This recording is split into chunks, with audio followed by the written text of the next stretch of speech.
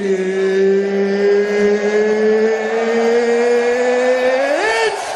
time! What's up, Schmoedown fans? Welcome to this special episode of the Schmoedown Rundown. Because unfortunately, we don't have any Schmoedowns this week. It's a sad week, but fear not, we have your entertainment right here. We're going to be doing a live, for us, draft of all the Schmoedown competitors that could possibly be drafted. There's going to be, of course, a few left over because we only have 40 picks. Stay tuned for that. It's going to be a lot of fun. Skalickly's got the number one pick, so who's going to be number one? You'll have to ask that guy. I'm not sure. Before we get started, I got to introduce the panel that's with me today. He is the stat man of Schmoeville. He's back once again. It is Frank Janish. What's up, man? Hey, what's going on, guys? Great to be here, and I'm interested to see how this draft is going to go. Hey, man. It's going to go fantastic. I don't know what you're talking about. I have no doubts. Also, joining me back once again, he is the king of the ding. He is Mr. Paul Wolf. What's going on, sir? What's up with this Mr. stuff? That's awesome. Thank you very much. Yes, how you guys doing? I'm a gentleman. Also, back once again as well, back for episode 4, you may remember him. You also know him as the man who writes the questions, who gets all the scuttlebutt about the questions. He is Chris Skalickly. What's up, sir? Hey, guys. Thanks for having me on. Pleasure to be here. I am so excited for this draft. Hell yes. But before we get there, we got some news, man. Let's kick it off with the fact that the Rumble is confirmed, though Kristian said it's not going to be called the Rumble. I'm not really sure what you would call it, but we got that going on. If you don't know, it is based on the Royal Rumble, which is a WWE pay-per-view event that's been going on for 30 years or so.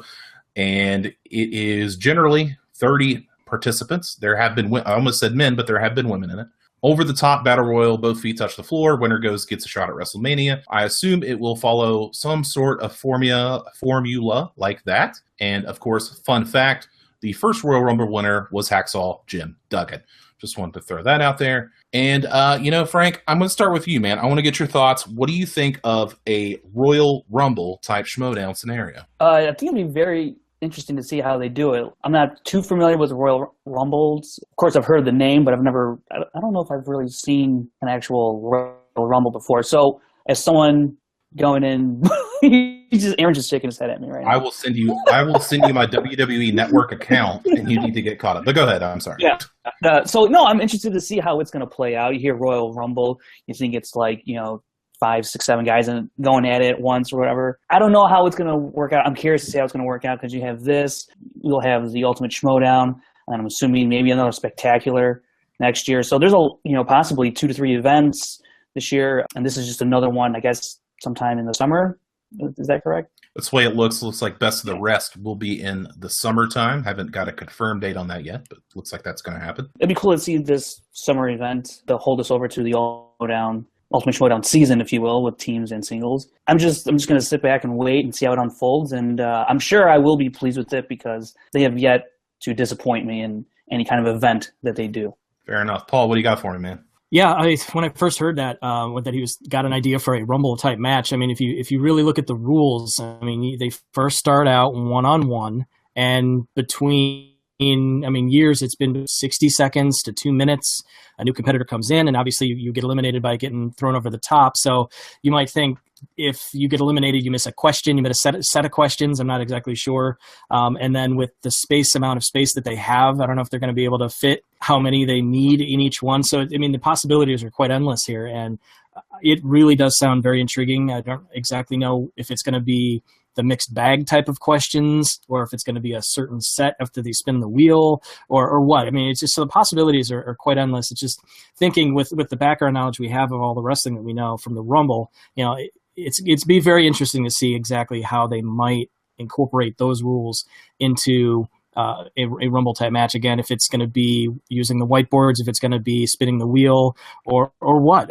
I'm intrigued about it, and I can't wait to see what happens. Chris, I want to kick it to you. What is your Royal Rumble knowledge, and what do you think of this possible Rumble? Well, actually, it has happened, so it's not possible. This Rumble matchup for the Schmoedown.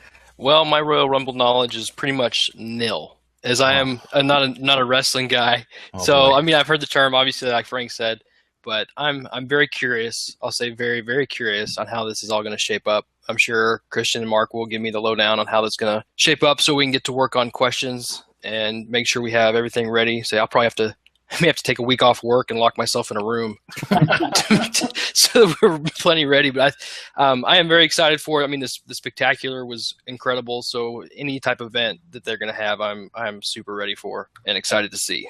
Absolutely, man. Also, another fun fact, the person that has won the most Royal Rumbles is Stone Cold Steve Austin. Moving on.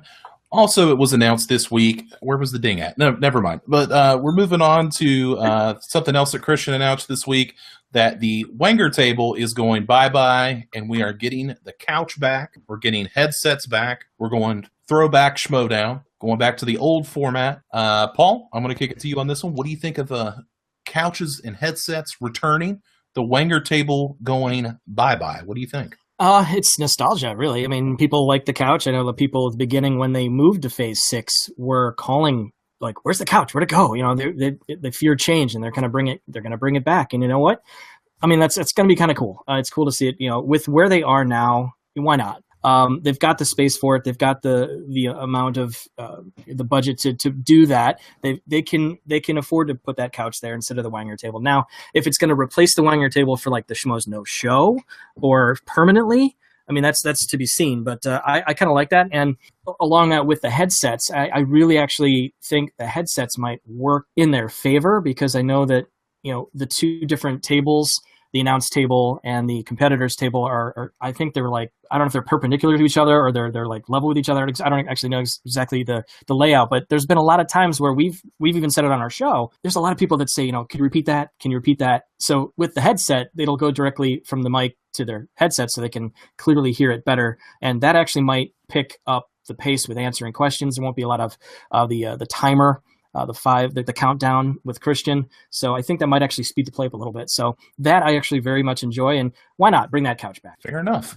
Chris, what do you think about this change to basically back to normal, if you will? I think it's exciting because like at first everyone's like, "Where's the couch? Where's the couch?" And then we kind of got used to the table, and now they're bringing the couch back. I'm just curious on how the setup's going to be. You know, since that's the main movie talk table, are they going to be moving that out in and out a couple times a week and putting the couch there, or how that's going to, I'm just curious how that's going to set up. And then the headphones too, like Paul said, you'll be able to hear everything more clearly. And I guarantee you that'll allow them to do some like score questions where they'll play clips of songs or audio clips for competitions questions. So that, you know, they can hear what's going on and everyone's got a fair shot. That's a very good point. I didn't think about that. Frank, you are very gung-ho about the couch being back. Tell us all about it, man.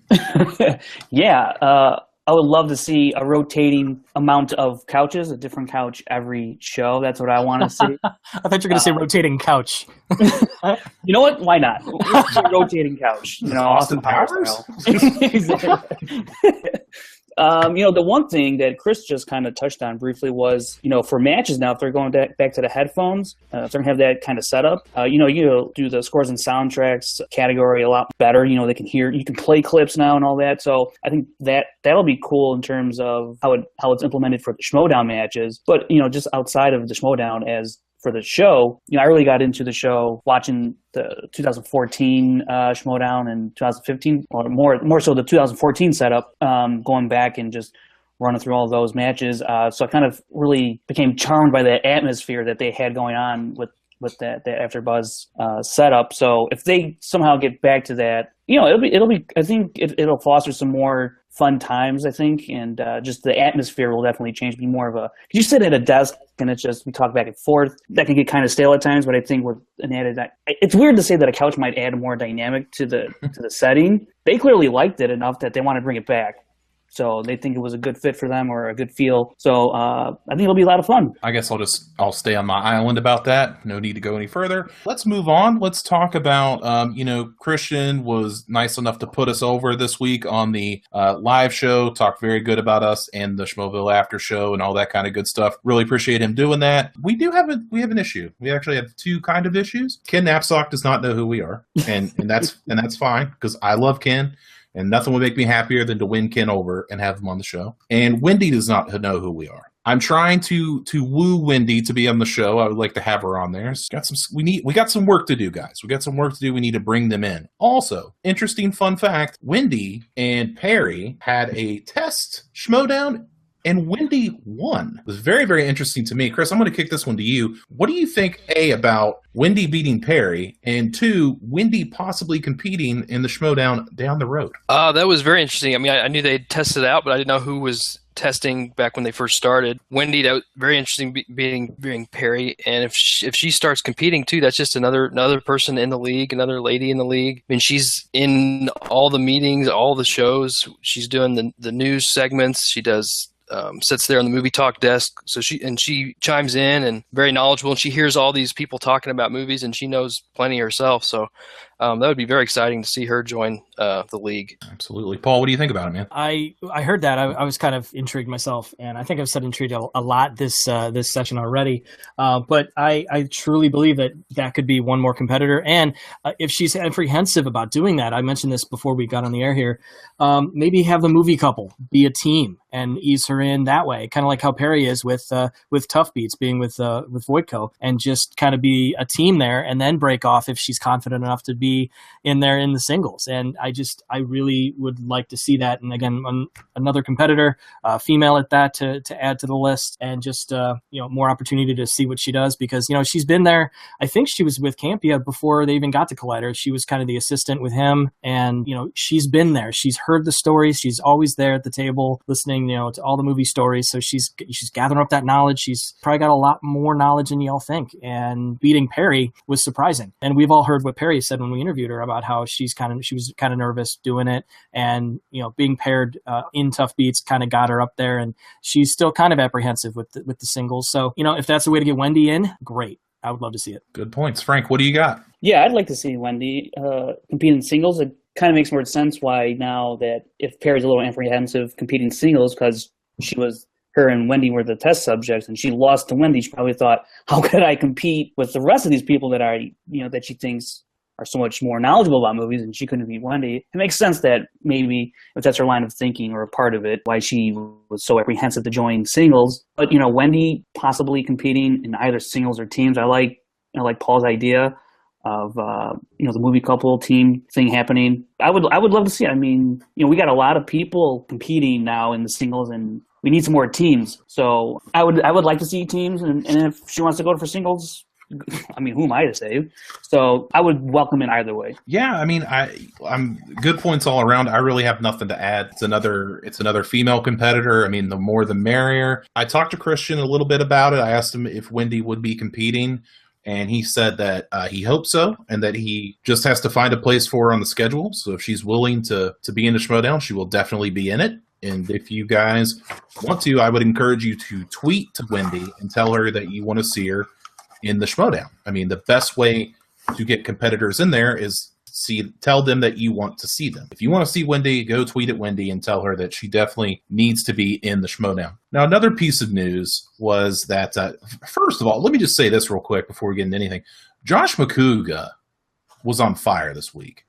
Josh Macuga was 100% awesome. Yes, sir. I love Macuga this week more than I do like Macuga, and this was more than I've ever liked Macuga. And I really like this conversation. Let's just kind of break this in together. Now, the first piece of news was that Macuga will be competing in teams with Team TV Talk, which will be Sasha and David Griffin and maybe Sinead. So maybe Finstock will get his wish and he can go up against Sinead at some point. We'll see how that happens. Paul, I want to kick it to you for this, because the way that Macuga described it, they would be interchanging. So you may get Macuga and Sasha, you may get Macuga and Griffin, you may get Griffin and Sasha, all those different combinations. So that would be what is called the Freebird rule. And now, Paul, I want you to give the listeners some feedback on what the Freebird rule is. Take it away, sir. Absolutely. Yeah, this is kind of your crash course for those of you out there that you guys, we hear you. A lot of people don't know wrestling. The panel here, some of us don't know wrestling. So here's what the Freebird rule went. You saw the show yesterday. Macuga made the joke about guitars, and he actually does know what the Freebird rule was. He was just making a joke. What it is back in, actually around when I was born, in the late 70s, a tag team called the Fabulous Freebirds was one of the first ever like factions out there that had more than just, it wasn't just a tag team. It wasn't just two people. There was about four.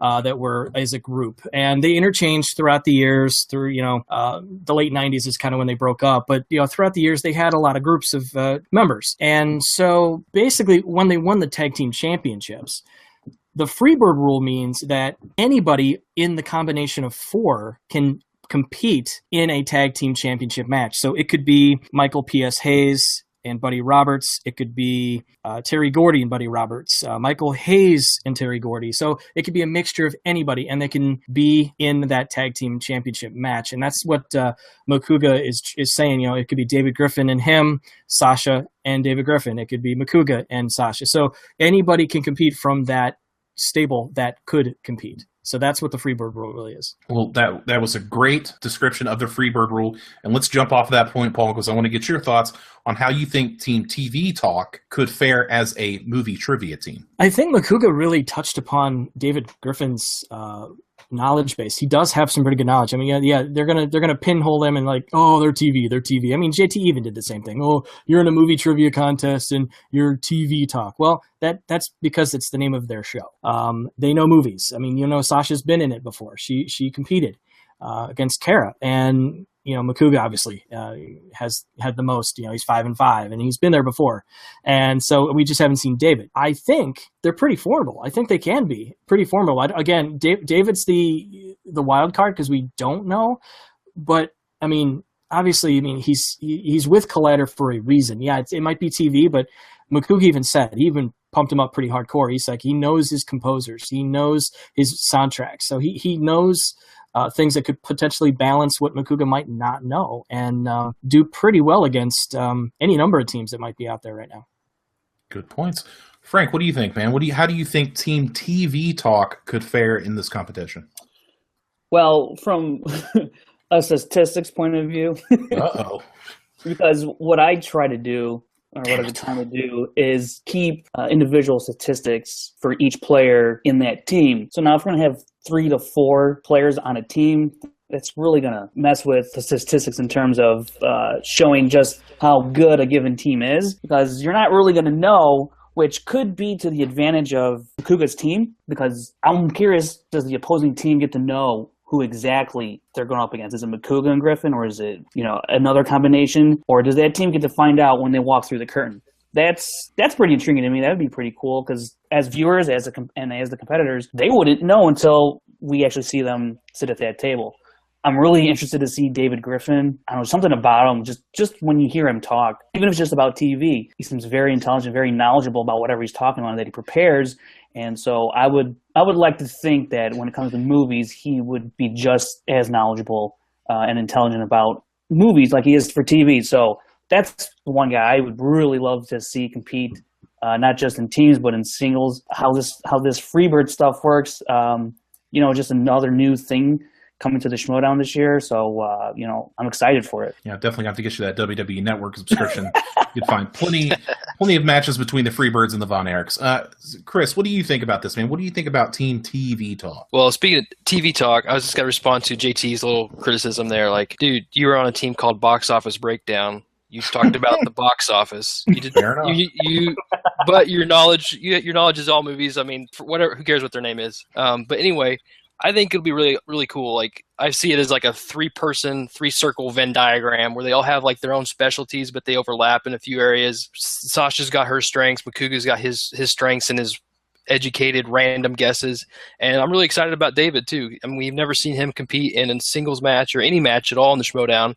Hearing him talk about Star Wars on whether it's like Rebels or Jedi Council when he's on there, when he guests on Movie Talk, and just his sheer knowledge of television, even though they're not TV questions, you can tell he's very knowledgeable and passionate about all this type of stuff. So I'm really excited to see what he brings to the league and how they work that interchanging players. And it may work too with scheduling too. Maybe see them more often with team in the team league. You got 2 of the 3 there that can do it. You don't have to always lock down 2 people, the same 2 every time. Maybe that will help, see them more in the league, kind of change it up. That's a good point about scheduling wise. I didn't think about that, because if, Sasha's very busy, they're all very busy, but right. They're all kind of doing their different things, so you can get different combinations. So it makes sense that the Freebird rule is in play.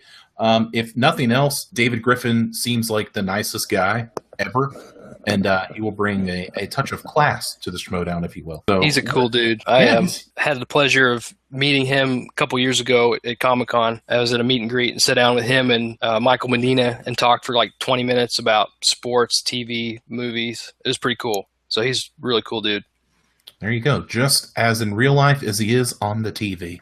Just the same. All right, let's jump into something real quick before we talk about Macuga Finstock. JTE was a guest yesterday, and of course he came out with his JTE JT playing up Little Evil, man, just completely giving everybody crap. Macuga, just saying all this kind of stuff, and Macuga fired back, man, and he told JTE that the belt wouldn't fit around his waist and that he had a giant head and all this kind of stuff, which I just have to clarify one point before we talk about it, that that belt does fit up to a 48-inch waist, so I'm just going to assume that JT is smaller than that, so it definitely will fit him. So that's a factual error, unfortunately, Mr. Macuga. But let's talk real quick. I'm going to kick this one to you, Chris, first. JTE talking all this crap. Are you still in the JTE train? Do you think that all of this talk is going to net something good for him, especially against Bibiani? I don't know if I've ever been on the JTE train. He's, I don't mean that in a bad way, I guess. He's definitely fun to watch, fun competitor. But I seem to always be rooting for the other person that he's playing, just the way it lines up. But going against Bibiani, until JT can win a singles match, I got to go with whoever he's playing. It could be someone who's never competed before. I mean, he's great on the team, and until he wins again, I got to go with whoever he's facing. Fair enough, Frank. I know you like JT. Tell me about what you think his chances are against Bibiani and going forward. I like JTE. Oh wow, it was sarcasm, sir. That was mine.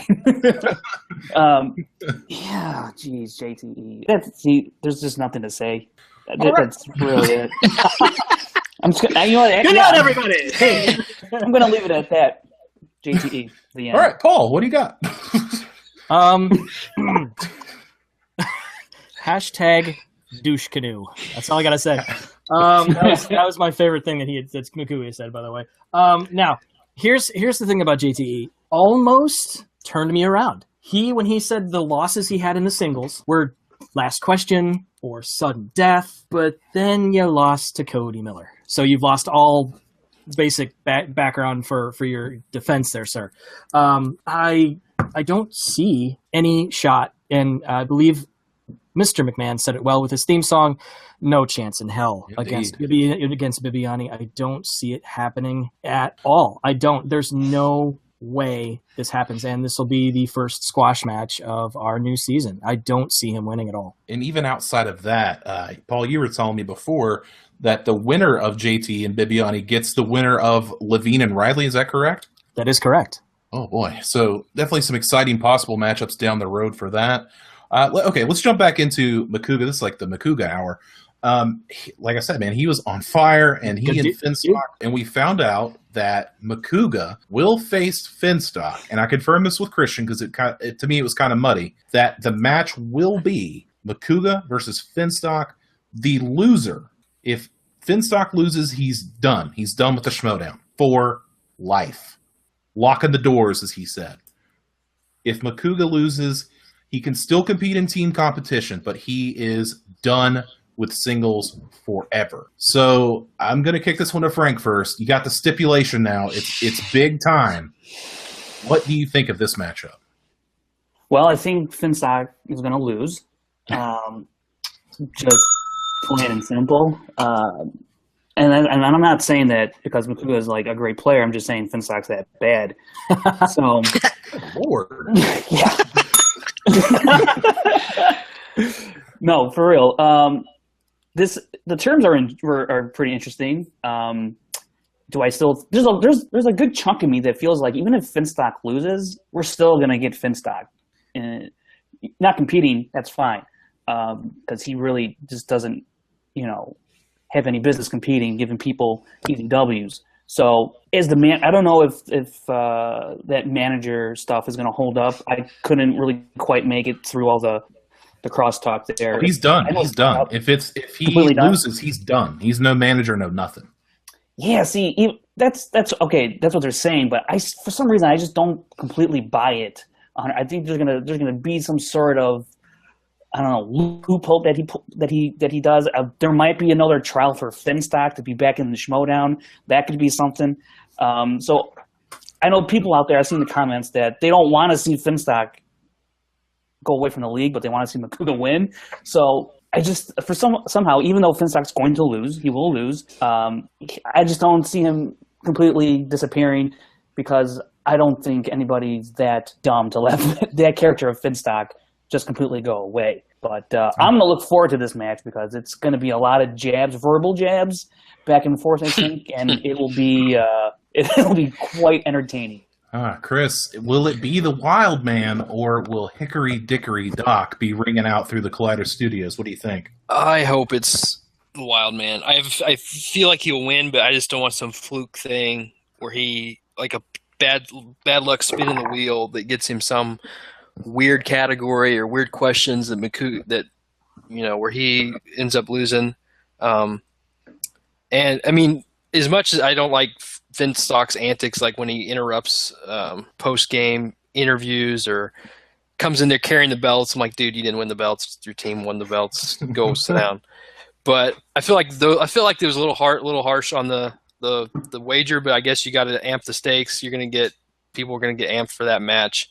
I really think Macuga will take it, because even if he's playing on a team, he's got to be playing in singles too. He's too good of a competitor, too much fun of a competitor to watch. To just not see him for the rest of the year. I see what you said there. It's too fun, right? Poof. That's all I got to say about that. I definitely don't want to see Finstock go away. I mean, as much as I like the Wild Man, I kind of like Finstock a little bit more character-wise. I think Finstock is nothing but fun. It's completely absurd and ridiculous, and he just somehow, something tells me, I'm kind of with you on this, Paul, about a loophole. I'm sorry, Frank, about a loophole. Like, I don't know if someone like Jeff Snyder's going to come in and hit Macuga with a chair, and he's going to be concussed. I don't know what's going to happen, but Finstock always has a plan. Whether it's a plan B, whether it's a plan C, I don't know. You never know with Finstock, so let's just leave it at that. So it should be an exciting match. You guys didn't think of this. There's a wrestler that his name is Mick Foley, and he has 3 personalities, and his characters all kind of interchanged. So if you think about it, the loophole that you guys are talking about is the fact that, if Macuga beats Finstock, that doesn't mean that Tom Dagnino couldn't show up. Oh, you're a genius. Oh, my gosh. Just saying. Yeah, we'll see Tom. That is too smart. I may have to cut this out. That's so smart. Oh, my God. Wow. Okay. I'm sorry. I'm impressed. So I'll take Tom over Finstock. Just for the record, if Tom Dagnino shows up as Cactus Jack, I'm going to lose it. Let's just say that. All right, let's move on, and let's get to the main event of this show, which is the first annual Schmoedown Rundown Draft. It's going to work like this. I got some rules, and if you guys want to follow along at home and have your own drafts, I'm going to recommend you keep it to a minimum of about 4 to 5, because with the amount of eligible people that, they don't compete all the time, so you kind of want to have a spread out team. It's going to be us 4 drafting. We're each going to have 10 picks, and we'll have some people left over just in case schedules change, just so we can kind of swap people out. If you have Macuga on your team and he can't compete anymore in singles, then if you want to switch out Macuga for somebody, that's fine. So the rules will be as follows, scoring-wise. If your player wins, you will receive the entire amount of the points they scored in the matchup. If your player loses, you will receive half of their point total. So if you had the Mega Powers and they scored 3, congratulations, you got 1.5 points. You can only pick one champion, because there's 4 champions right now: JT, Jeff Snyder, Robert Meyer Burnett, and Dan Murrell. You can only pick one champion, because the champions net a 2-point bonus, win or lose. So if JT's playing Bibiani, JT automatically nets you 2 points no matter what, win or lose. Now, also about champions. If they are in a title match, let's say Team Patriots plays Team Trek and beats them, you will get 2 more bonus points. Plus, for them being champions, plus another 3 if they win. If they lose, you just don't get the bonus. So, if your player wins a championship, they will receive a 3-point boost, and so on and so forth. The team does not get the boost, you kind of get it there. Ultimate Schmoedown bonuses will be determined at a later time.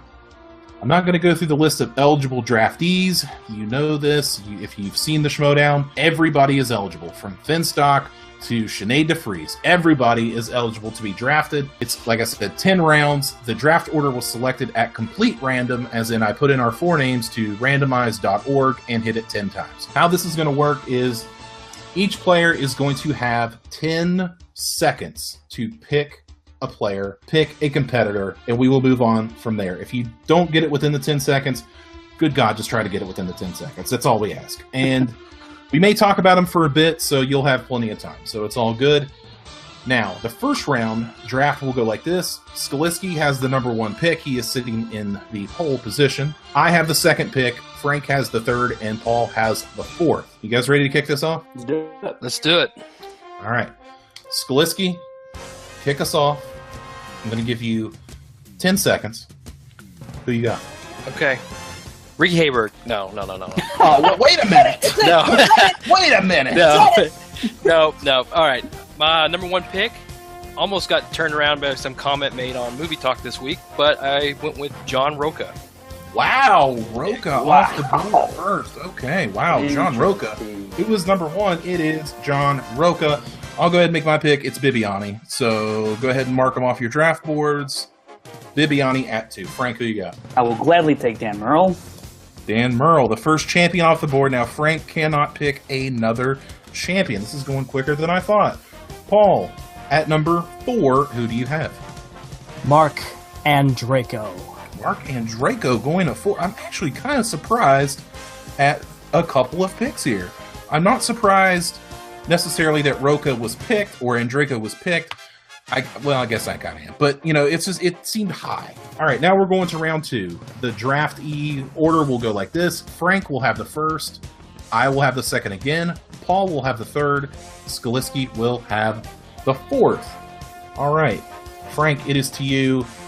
Who you got, man? Mark Ellis. Mark Ellis going off the board. Okay.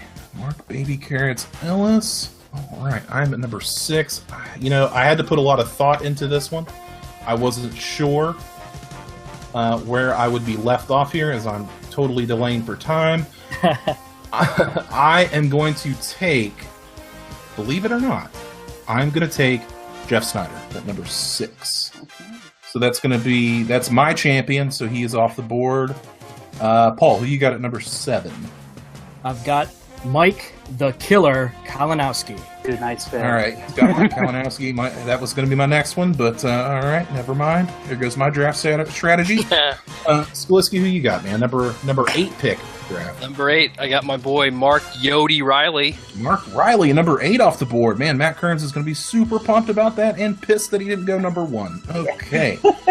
Let's move on to the 3rd round. After round 5, we're going to take just a second to get caught up. But all right, round 3, the draft order will be Paul will draft 1st, Skalickly will draft 2nd, Frank will draft 3rd, and I will draft 4th. So, Paul, go ahead and give me who you got at number 9, please. The Golden Throat himself, Kristian Harloff. God. All right. Mark him off the boards. The boss is off the board, Kristian Harloff. All right, number 10, and I lost the order. Skalickly, number 10, who you got? I am going to take the Geekdom champion himself, Robert Meyer Burnett. All right, Robert Meyer Burnett off the board, another champion. So that kind of automatically means that I believe that's Paul gets JTE. So, well, I guess you don't have to draft him, but there you go. I actually do not want him, so thank you. Oh, no. Oh, God. And does that mean JT won't be drafted? I guess so. All right, number 11, that would be Frank. Who you got, man? I will take the classy one. Clark Wolf, vocal right. surgery and all, is off the board. Okay.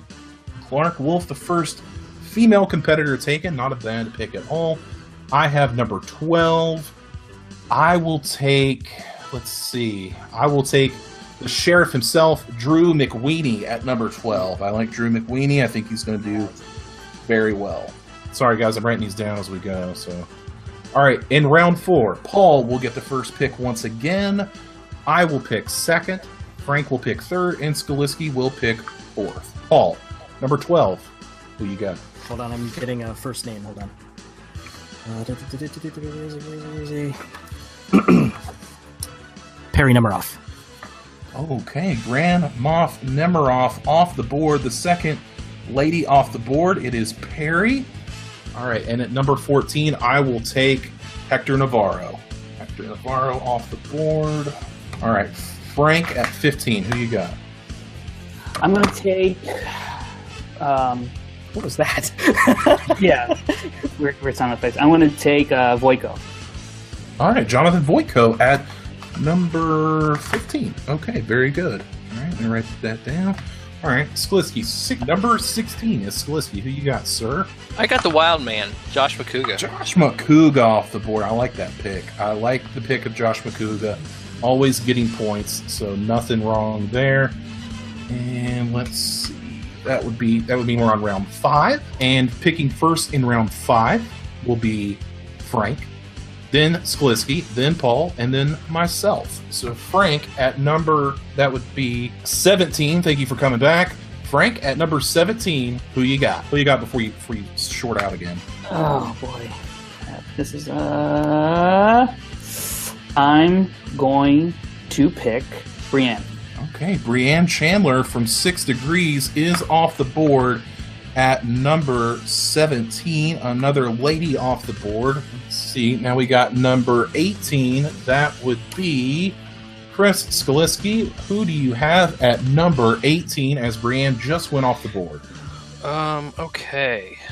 I have, let's go with, Scott Mance. The Mance Man. Scott Mance at number 18. I like the pick. I like it. All right, at number 19, which will be Paul Wolf. Sir, what do you have? For as much crap as I've given this team, I'm giving it to the one that does the most, Elliot Dewberry. Oh, good God. Team ETC, one off the board. Fair enough. And I will, at number 20, will take the second half of Team Trek. I will take Jason Inman at number... I just realized that I had Kristian twice. But Kristian, wow, kiss ass. Yeah, good God, I tell you. And, all right, I think we're ready to jump back in. We will jump in with round 6, where Frank will have the first pick. Or no, I'm sorry. Nope, God, I'm wrong. Excuse me. Round 6, number 1 is Skalickly as number 1. Frank has number 2, I have number 3, and Paul has number 4, numero 4, if you will. And at number 21, Mr. Skalickly, who do you have? I have Matt Atchity. Ooh, good pick. I want to scream. That was my dark horse. Okay. All right. At number 22, it is Frank. Who do you have, sir? I'm going to take Matt Nost. Matt Nost at 22. Former tag team champion Matt Nost. Not bad. All right, at number 23, that is me. All right, I'm looking here. I see quite the list here. I'm going to take one that I think you guys are undervaluing. I'm going to take Robert Butler III. Damn it! Okay. That's right. RB3 at number 23. Okay, Paul, what do you got for me? That was mine. Too bad. All right, I am going to go with Andy Signor. Andy Signor at 25. I thought about Andy. I did for a while, but then I was like, I don't know. So, all right, we're going to go to the 25th pick, which will put us in round number 7, which I have the first pick. Skalickly will have the second, Paul the third, and Frank the 4th pick. And with pick number 25, over the halfway point, I will take Sam Levine. Sam Levine coming off the board. Pick. Number 25. And number 26, sir, proceed. I'm going to take one half of the Real Rejects and Mr. John Humphreys. Okay, John Humphrey off the board. Fair enough. John off the board. Okay, number 27, which will be Paul Wolf. Sir, who do you have? I will go ahead and choose. My goodness. Hold on one second. 5. No, I'm kidding. Stop it. We got time. You know, I said it before, and no, I'm not going to go GTE. Sorry. Come on. I'm going to pick Chris Stuckman. Okay, Stuckman at 27. Interesting pick. I'm assuming that's a homer pick because he's from where you're from. Right. Okay, that would put us at that is round 7, number 4, which would be Frank. And be frank with us. Who you picking? Sure. Is Levine still up there? Nope, he is not. I took Sam Levine at number 25. Oh, okay. I missed it. All right, let me get Sasha Pearl Raver. Sasha Pearl Raver at number 28. I think that's a good pick. I will mark that down. Number 29, that would be round 8. I will get the first pick. Paul will get the second. Frank will get the third. And Chris Skalickly will get the fourth. Round 8, first pick, number 29 off the board. I will take the other half of Team 6 Degrees. I will take Stacey Howard off the board at number 29. Yeah, that's right. I did it. Okay. All right, now let's go with Paul Wolf. Sir, number 30, who you got? Number 30. I'm going to go with Gray Drake. Gray Drake, great pick. Great pick. All right, and now we are at, I believe that is Frank Janish at number 31, sir. I know. What you thinking? Who's left? Sir, I gave you a detailed draft list. Okay, I know, and I'm looking at it right now. Just saying. I mean, Cobster's still floating around out there. You can grab Cobster. That is true. Yeah, it sure is. Let me get Sam Whitwer. Damn it! Ah, Sam Whitwer at number 31. Not a bad pick at all. I'm sure we're gonna see Sam and Echo 7 very, very soon. All right, let's go with that would be Chris Skalickly. No, yes, Chris Skalickly at number 4. My friggin' pick. Number 32 overall. Okay.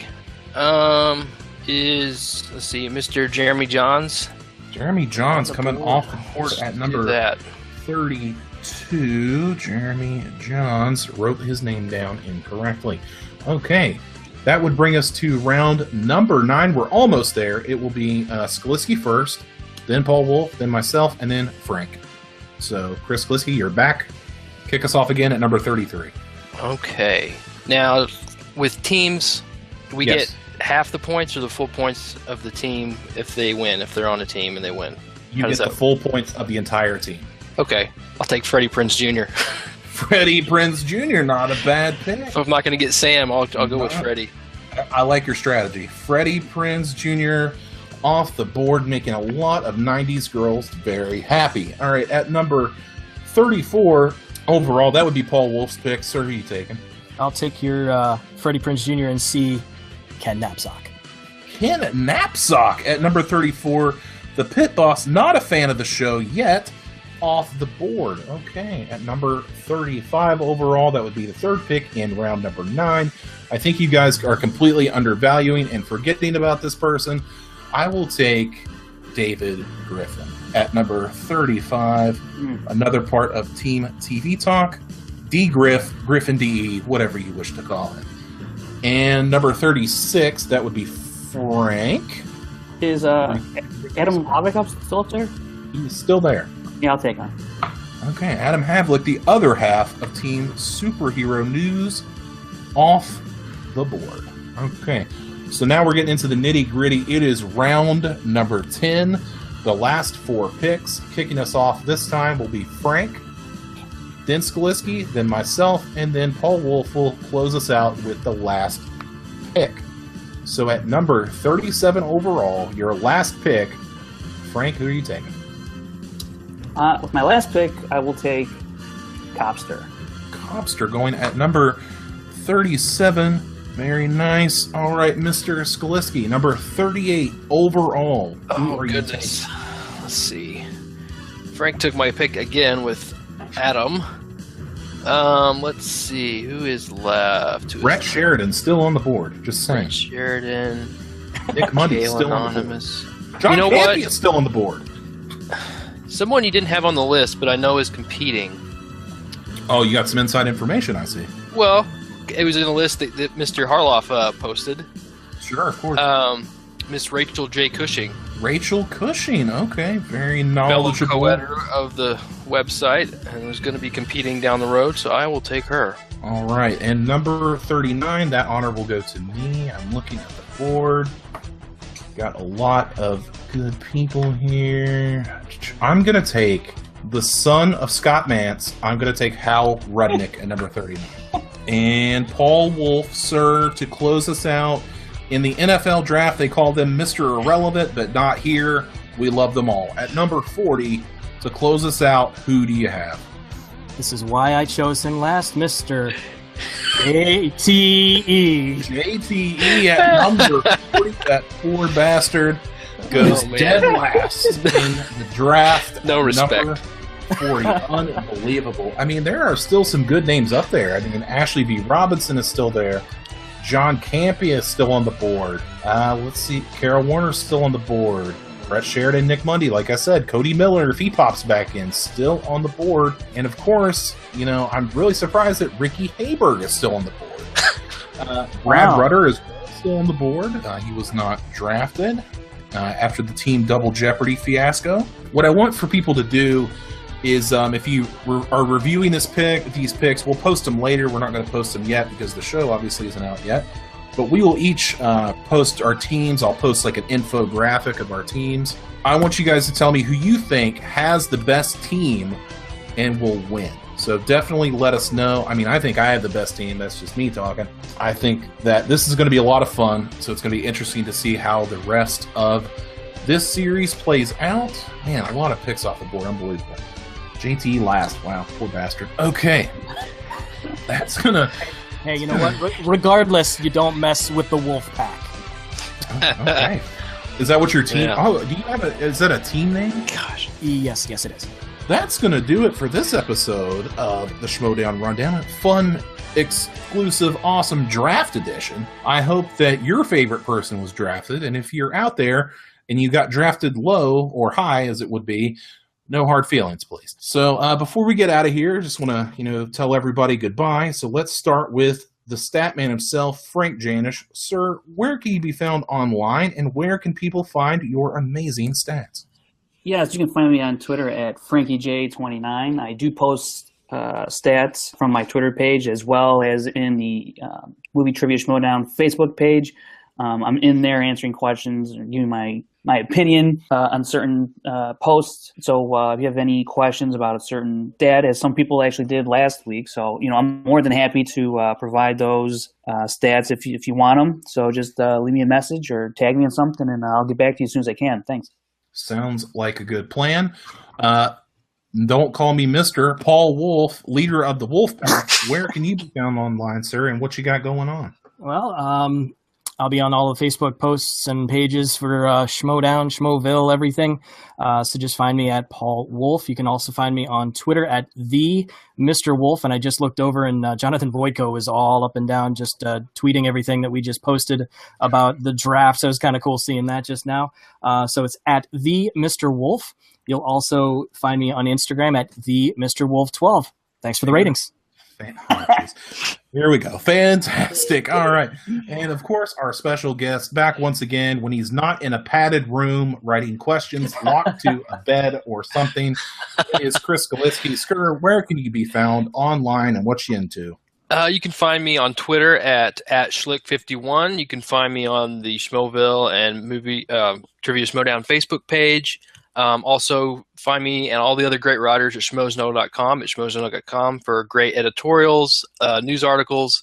And don't forget, you can always submit Schmoedown questions to schmoedown.com/submit Schmoedown question. Those come straight to me. I'll review them, edit them, put them in documents. Hopefully, we'll get them in the Schmoedown for you. Just when you send them in, make sure you fact check them. They haven't been used before, but we welcome all types of questions for all movies, so send them in. Bam. There you have it. I remember on the first time you were on, I didn't even ask you about that, so I'm glad you brought that up, and you are way better than me. And for the record, everybody, it is Skalickly, not Skalickly. Am I right about that, sir? That is correct. Damn right. Okay. And of course, you can find me online at AT on Twitter, and of course, up and down the Movie Trivia Schmoedown page, the Schmoeville Facebook page. And yeah, that's where you can find me, and we'll be talking about this draft for a while. I'm sure we're going to get a lot of scuttlebutt about this. Jason Inman has already contacted me about draft status, so we'll see how that goes. And of course, I'm really anxious to see our new best friend of the show, Paul, and Frank. He's tweeted at us even. That would be Mr. William Bibiani, the Beast himself, is a friend of the show. So I'm actually really anxious to see what he has to say. But that's going to do it for this episode. So we hope you enjoyed the draft. Next week, I'll go ahead and put this stinger on you. Frank is going to piss a lot of people off. So definitely stay tuned for that next week. It's going to be fantastic. This is the Schmoedown Rundown. We will catch you next week.